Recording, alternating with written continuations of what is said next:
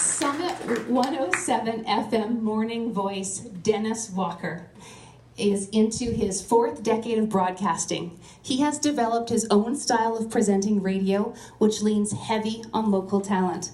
He was in the Okanagan for 30 years, 25 of those in Penticton, where he returns annually to MC at the Pacific Northwest Elvis Festival and Peach City Beach Cruise.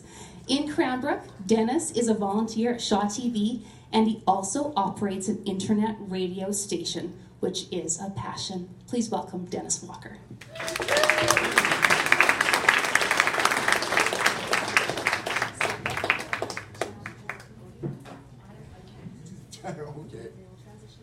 Okay, thank you very much. I got caught with a no glasses thing here for the Peach Festival Miss Penticton pageant, so now we're going to wear them tonight. Okay. Ready? Yeah, I sure am. Thank you very much, Andrea. Well, my broadcasting career started in Creston as a volunteer in both, television and radio there, and I gave a lot of time to that for junior hockey. I was calling Creston Clipper games when I was 14 years old, and doing high school basketball. I kind of did it my own way, and that's why I put that in the introduction, because I've kind of established my own style. And this was our radio station stickers, CFKC Radio. It was a Hungarian fella from Nelson, actually, that owned 2 radio stations, and back in the day, you drive down the road and everybody had their own station. It's much different now with the corporations, and we'll talk about that as I get into it. But yeah, that was the first sticker, and you didn't see stickers as much anymore. That's me playing hockey in Osoyoos. The radio station in Creston sold 4 years after I was working there. So I took 45 reel-to-reel tapes, put them in my car, drove around BC and stopped at every station on the road. And when I got back 6 days later, I was offered a job at CKOO Radio. And I was on the Rialto Hotel hockey team. That's me interviewing a horse at the IPE. I was working in Vernon for a short time. In Kelowna and Vernon, I was working at a country radio station. And it was there that I realized my style actually fits country well. And you'll find out why I went to Penticton from there. But we were always at the IPE in Armstrong. And that's when I ended up moving to this building, which is a historic building in Penticton. And CIGV Radio. It's one of the last of 3 family-owned radio stations in Canada. And it was kind of sad when it sold, and we're going to get to that in just a little bit. But that building has since been knocked down in just the last few months. And there's the crane taking it down right now. It was a doctor's office, and it was a radio station building, and then it was a doctor's office, and then it was a radio station building again, because the guy that was trying to get the license had to come back in that building later, but they called the 1955 World Champion V's games from that building a long time ago, now since gone. That's me with my Ricky Skaggs LP there. We used to pull records, and for anybody that doesn't know what records are, they're the ones that used to spin the 45s and the LPs. It took a long time to pull music. Now they're all on a computer, but we'd go back there and pull them all, and I liked Ricky Skaggs, I still do. So that's why I'm learning to play a mandolin with my bluegrass, but I had it on every show. And there's the old station right there, and you can see the carts in the background, the telephone and that. I'm a little bit younger than, as you can probably tell.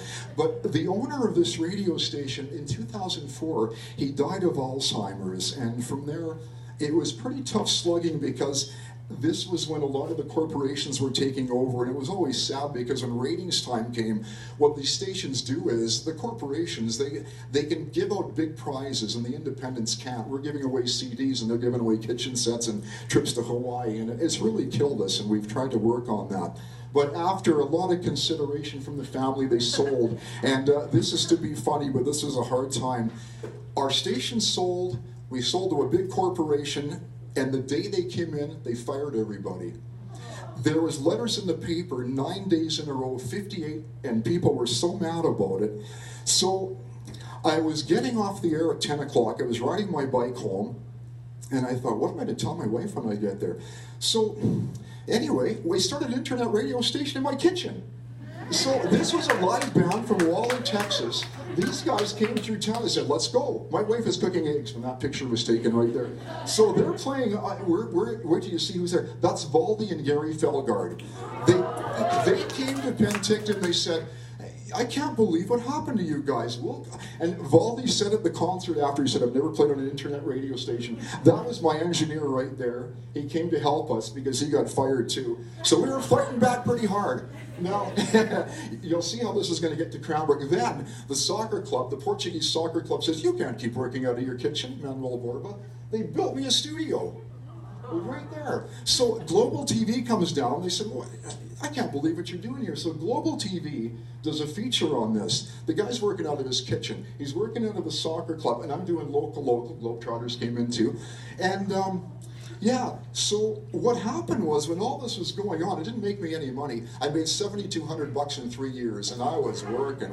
But the guy that put Summit on the air, he was watching in Medicine Hat. He was watching this global television feature on this guy doing radio out of a soccer club. He said, if we get a license in Cranbrook, you're going to come do my morning show. I never heard from him, but he kept his word. So these are the ladies that helped me. We call them the Hockey Tonk Angels. That's over the overpass on Highway 97. I only had one banner. We'd go all over and take pictures. People thought I had 19 banners. We got as creative as we could. This is the Beach Fest Parade. We make our own. We call it the Soul Country Caravan. This is Nikita Afonso. She was a popular young Portuguese singer. And that's the West Bank Country Opry. They came down, we put them on the back of a truck. Barry and Smith actually gave me a trailer. We had 2 caravans. So we were a big part of the parade. And I wasn't in it because I was calling the parade. And there's Neetu Karsha on Global Television. We trained her. And I'm so proud there. You've probably seen her. She's doing political stuff now out of Victoria. So we worked together, and she came out of high school, and I got to train her. I've trained a lot of the kids that came out, and we're just so very proud of Neetu. That's when the Stanley Cup came to Penticton, and of course Duncan Keith is a Penticton boy. But the significance here is, and this is an example, there's no other radio people there. So these corporations came in. We were the ones that were always on the street. So this is the kind of thing that I'm proud of, and I hope that you can appreciate that if you're listening here. I'm not supposed to self-promote, sorry. but yeah, no, this one I'm very proud of. Our internet radio station, Loretta Lynn came to town, and the country station that took us over says, we're not promoting her, she's old and everything. So the South Okanagan Event Center said, would you promote a show? And I said, well, I can't, I don't have any listeners. No, can you promote a show? I said, yes. So that's what we did. And this billboard I got for doing a whole bunch of extra work. And we would have people go stand underneath it and take pictures. They would throw babies in the air and stuff like that. So, no, it was... Patterson's sign said, can we use this as an example of how to utilize a billboard? So we'd have everybody, and see with the way I point on there? You're welcome. Anyway, that's how we got to Cranbrook. Thank you very much.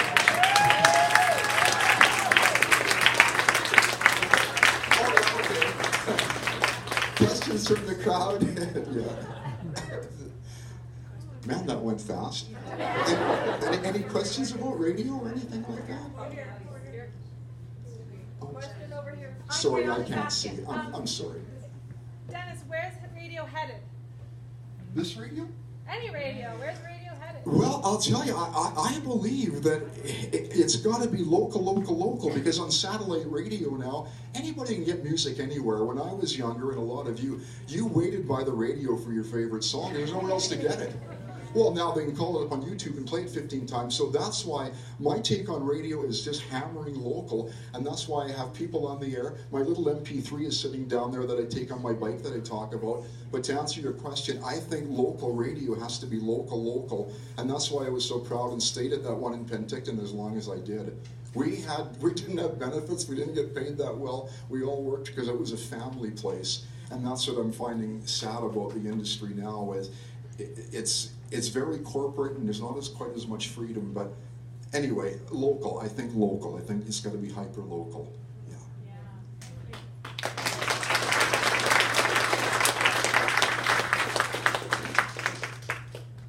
Any other questions for Dennis? Oh, you're getting off easy. I did.